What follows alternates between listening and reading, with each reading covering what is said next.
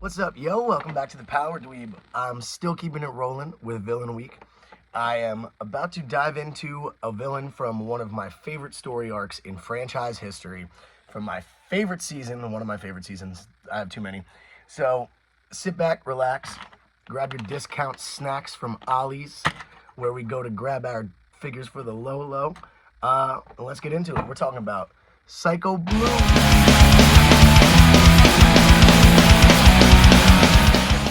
This is one of my favorite story arcs in franchise history. It's the first time that we got Evil Rangers, like a whole team of them, done well. We did have something similar, like a prototype in Mighty Morphin.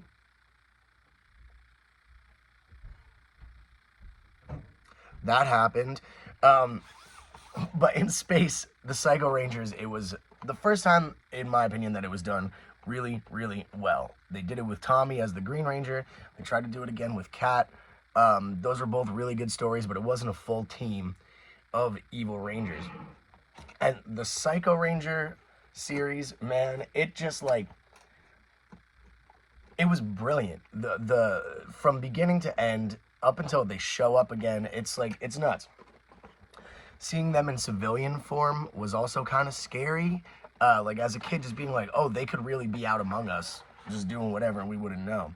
And also, just I got to give my flowers to TJ. This was the arc where he really proves that as a leader, he is god tier as a Power Rangers team leader.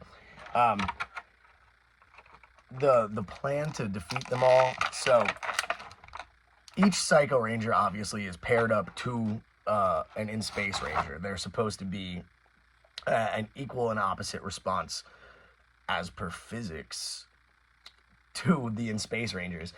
So the plan to defeat them that TJ came up with was, all right, so blue wants me, red wants Andros, yellow wants Ashley. What if we're all blue? And so we get this really cool scene where every in-space Ranger is blue, and they just decimate. They start decimating the Psycho Rangers. We also get Psycho Silver, which was just Zane in disguise. But that was cool. I'm going to review that figure. He definitely doesn't fit into Villain Week because he was a villain for like 5 seconds. But so yeah, let's get into him. I'm seeing something I like. It's just like the, okay, so this was pre-owned, huh? I got a little scuffs on them, but they're coming out. They're coming out. For the price I paid, I can't complain. Just like in the Red Ecliptor, his little power beam hand, his beam is attached to the fingers, which is sick. These designs I always thought were so gnarly, man. Like, I don't think you could come up with a better evil Power Ranger design, which is definitely why they've reused it in the comic books, telling the Green Psycho story tied in with the Omega Rangers. I think it's really cool. I also think it's cool that he is obliquely related to Trip from Time Force, from the same planet. The whole planet thing gets really confusing in Power Rangers. Like, it's not like Star Wars where I can just retain all the planets and it makes sense. For some reason, it just doesn't stick in my head. Every planet is Miranoi or Aquitar in my memory. I know that's not true. But, oh wow, and he actually comes with, it's weird. I don't know if I'm actually on the money with this, but I feel like most Lightning Collection characters come in box with the hand that isn't designed to hold their weapon attached. Also, this might just be there because I got it from somebody else. What's falling? All right, so he gets another one. I don't know what this is supposed to go on.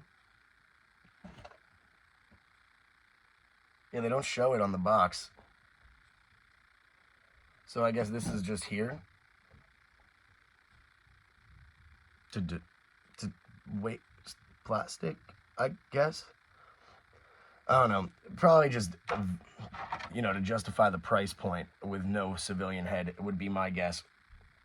But so we get his little axe, which is interesting. that the Blue Ranger got an axe, because, you know, it's usually the black, for, like, not evil Rangers. It's the Black Rangers who get a battle axe. But he is ferocious. Come here. So, come here. The detail in the belt, I always thought their belts were so cool. I don't know. I need to watch the Sentai to figure out why it's like an N.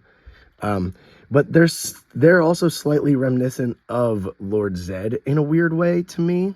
I think it's just the eye shapes and the mouth. But you can see, I always thought their leg gauntlets were so sick, and they nailed it, knocked it out of the park on this. Yeah, there's one of those scuffs I was talking about. There's another one in the front. Like I said, I'm chalking that up to being pre-owned, not QC for once. Really sick, like, wear and tear on the axe, which it's not on this side, so this might be from wear and tear also. I'm not mad about it. Ferocious, dude. Like, it sucks. I'm not happy that to get the full team, you have to pretty much order the 5-pack off Amazon. But I'm happy to just have him right now. It's cool. I appreciate them giving us molds that specifically, like, I mean, granted, they could reuse this for all, and they did reuse this for all 7 Psycho Rangers, the core 5, silver, and then green. But it looks so good. I remember having figures of these guys back in like 99, 98 when they first came out, and they were not, they did not translate as well as this right here. So it's a 9 for me, man. I hate that I kind of feel like I have to collect the rest of them now, but yeah, so this is what we got. He comes with his little axe, his hand, his little random explosion, and then 2 normal closed fist hands. If you can find them cheap, grab them.